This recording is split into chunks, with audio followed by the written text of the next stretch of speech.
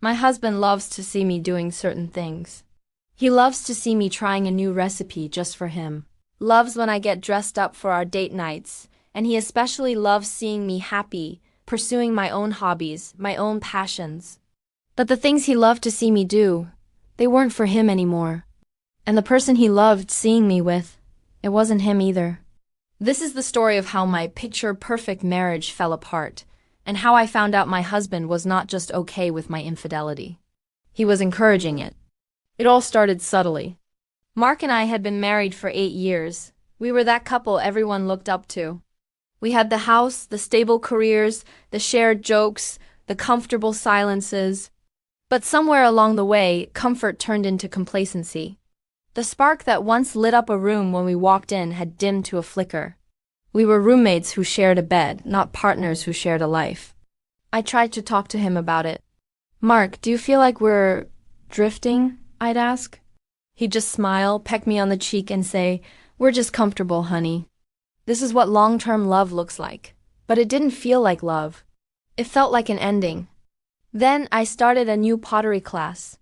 It was something just for me, a way to get my hands dirty and my mind clear. And that's where I met Alex. Alex was the instructor.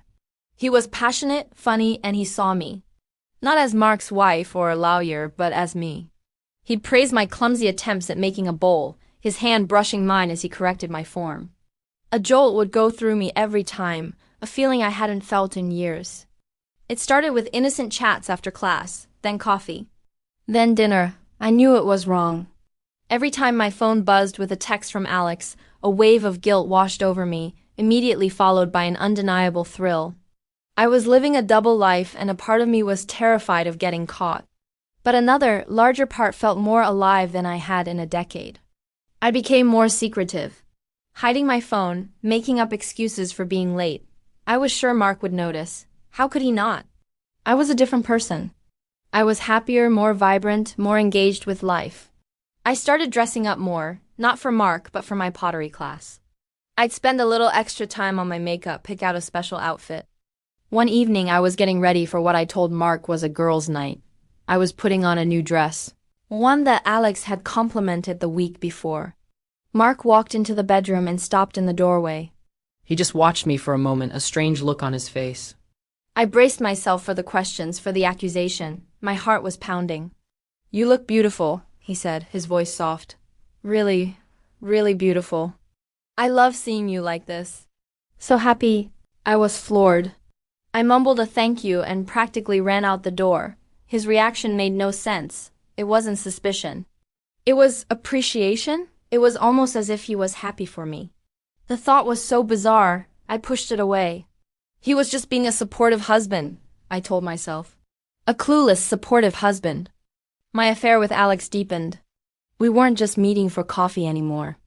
The line had been crossed, and there was no going back. The guilt was a constant companion, but the feeling of being wanted, of being desired, was a powerful anesthetic. The strangest part was Mark's behavior. He became more attentive, but in a detached way. He'd ask about my pottery class with a knowing little smile. "Did you have a good time with your friends tonight?" he'd ask, his eyes searching mine. "You seem so full of energy lately." "It's wonderful." He started leaving home on the nights I said I was going out. "I've got a late meeting at work," he'd say. Or, "A buddy of mine needs help with a project." The house was always empty when I came home, giving me space to decompress from my secret life. It was too convenient, too perfect. A seed of suspicion, completely different from my own guilt, began to sprout. Why wasn't he jealous? Why wasn't he asking questions? Any other husband would be a wreck, but Mark seemed almost pleased. The truth came out on a rainy Tuesday. I had canceled my class with Alex, feeling a cold coming on. I came home early, expecting the house to be empty. Mark had told me he was working late, but as I pulled into the driveway, I saw his car. My heart sank. This was it. The confrontation I had been dreading and, on some level, craving. I walked in, and he was sitting on the couch, just staring at the blank TV screen. He didn't seem surprised to see me. "You're home early," he said calmly. "You too," I replied, my voice shaking. "I thought you had a meeting." He shook his head. "No meeting. He patted the seat next to him. I sat down, the space between us feeling like a canyon. We need to talk, Jean, he said. I know. Tears sprang to my eyes. Mark, I'm so sorry. I never meant to. He held up a hand, stopping me. Please don't apologize. There's something you need to understand. He took a deep breath, and the words that came out next shattered my reality. I know about Alex, he said. I've known for months, and I'm glad. I stared at him, speechless. Glad? How could he be glad? Jean, he continued, his voice cracking with an emotion I couldn't place. Look at us. We were fading. I watched you become a ghost in our own home. I tried, but I didn't know how to bring you back. I didn't have it in me. I love you, I really do, but I haven't been in love with you for a long time. And I haven't been able to make you happy. He looked at me, his eyes full of a strange mix of sadness and relief. Then you started that class. You started coming back to life. You started smiling again, that real smile I hadn't seen in years. At first I was jealous. Then I was just relieved someone was making you happy. Even if it wasn't me. It turned out he hadn't just known. He had facilitated it.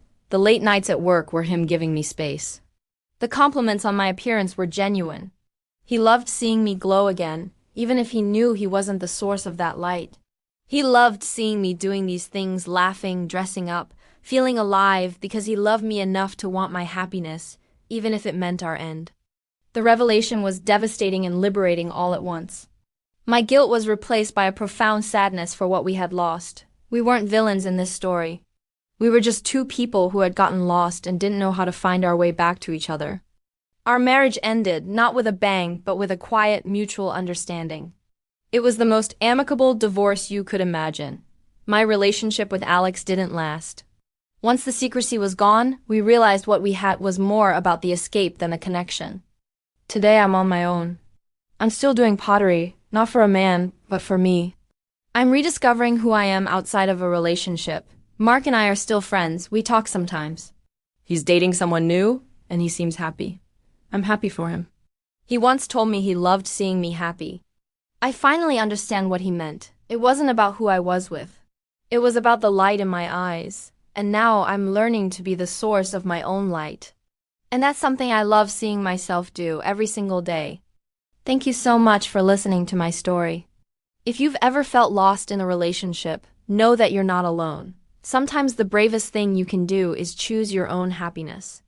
Don't forget to like this video and subscribe for more true stories. I'll see you in the next one.